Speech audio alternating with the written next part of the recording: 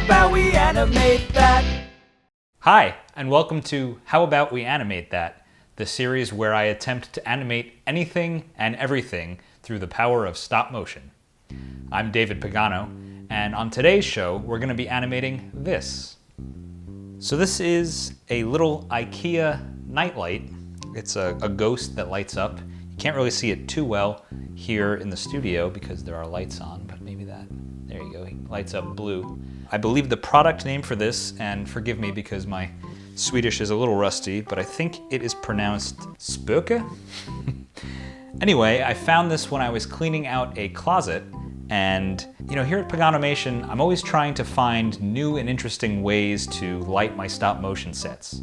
I've put lights inside of a building, I had a little light inside of a cell phone that a character was holding, but I've never had a light source that was the character itself. So when I found this nightlight, I was like, this is interesting. What if a character was the only source of light in a scene? So with that in mind, how about we animate that? So I've rearranged my studio a little bit. I hung this 5x10 black backdrop in the background, and all that's doing is covering up the wall of Lego bins so that they don't reflect or cast any shadows onto the set. I've got the nightlight set up on a Lego brick-built scaffold, and I ran the power cord through that scaffold and plugged it into the nightlight. The reason I'm using a power cord is because I want the light to stay the exact same brightness throughout the whole animation. This nightlight is going to be the only source of light, and I want it to stay consistent, and if I use batteries, they might run down and the light could be dimmer by the time I finish this.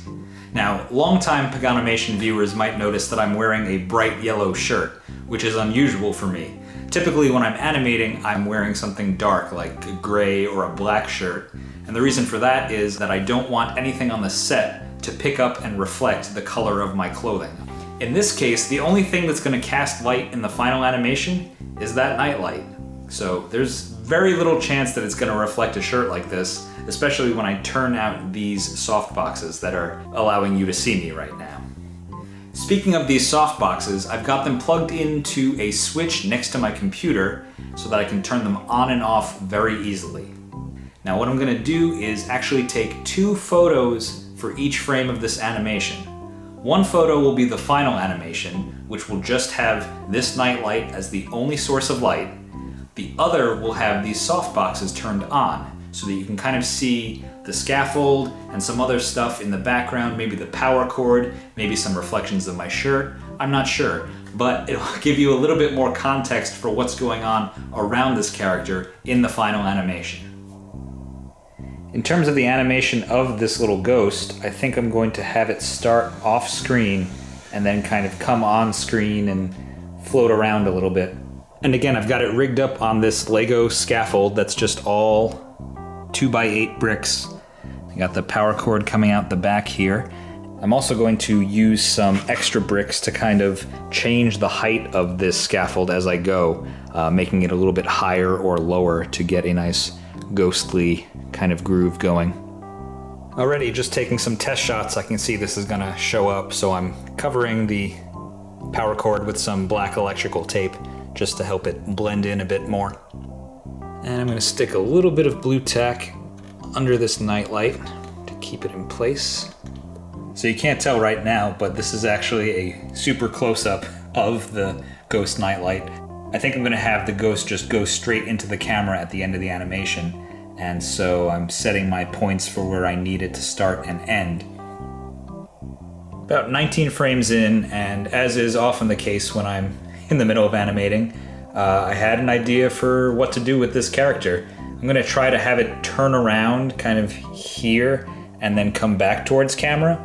Of course, what that means is that I have to be careful about the cable coming out the back, so I think I'm gonna pull it out for those few frames just so it's not on screen.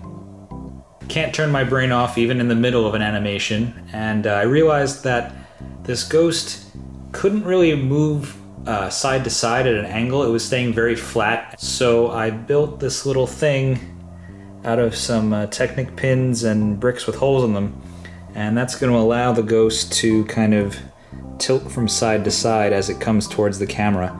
Another thing I'm doing as I go through this is changing the focus, because as the ghost comes closer to camera, it gets blurry.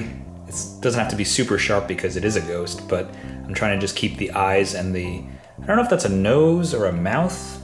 I've seen it forever as a nose until literally just now when I was like, oh, is it a mouth? This is like that Lego head from the late 90s, which I can never tell whether it was a mustache under a nose or a beard under a smile. Anyway, moving right along. Another thing I have to keep in mind regarding focus is the eye focus of this character. So, I'm trying to be very careful about making sure that the eyes are looking directly at camera, because there's a big difference between this and this. So as it comes towards screen, I'm trying to make sure it has that Muppet eye focus that we're all so jealously fond of.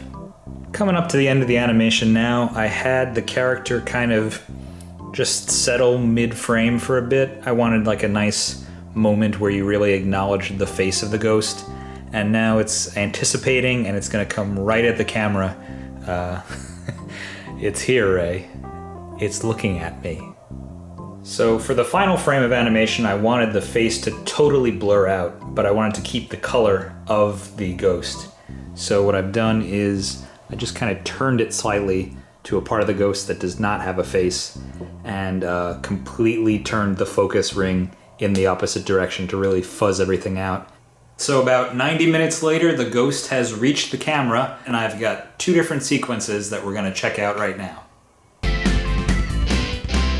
Animation is complete, and we've got a couple of things to look at. First, I'm gonna show the final animation. So this is the animation where the only source of light is this nightlight. There's not much to say about this animation. I like how it came out. I think the decision to have that little hinge that showed up later in the animation was a good one, because otherwise the ghost would have been very flat coming towards camera. But overall, this has like a nice spooky vibe that I think, I wish I had more to say about it. I'm a fan of my own work. But I think the really interesting thing to take a look at here is the other sequence. And now this is the exact same animation, but the two softboxes were turned on. So here you get a much brighter scene. The ghost itself is way blown out because I didn't change the exposure. But you can see the scaffold underneath the ghost. You can see that little hinge that I built, the power cord, a whole bunch of shadows because I'm casting shadows all over the place. I didn't place the two softboxes in any sort of meaningful or thoughtful way. I just basically went, lights, here, let's light the setup. So I think it's important to remember when you're animating stuff, you don't need to have like the highest quality post-production effects. You can get away with a lot just by obscuring things in darkness. If you don't have a lot of light on your set, it can help obscure some of the rougher parts or even enable you to do some effects that otherwise wouldn't be possible. So that's the IKEA SPÖKA nightlight. And unfortunately, they don't make these anymore. So if you want to animate one yourself, you might have to check eBay or maybe just check a closet. Before we wrap up, I want to extend a huge thank you to everyone who checked out our premiere episode. That was the Mega Constructs Teenage Mutant Ninja Turtles Mutations figures. We got a whole bunch of great comments and messages, a few of which were asking about supposed mistakes in the animation. And I just want to address that for a second. The animation in this series is going to be rougher than what we usually do. And really it's just an excuse for me to have fun trying to animate random things like this. We're still going to do videos on this channel that have a ridiculous amount of work and care and perfectionism put into them, but that's not what this show is. That being said, if you're a person who can't help but notice those things in a video or an animation, consider supporting us on our newly launched Patreon page.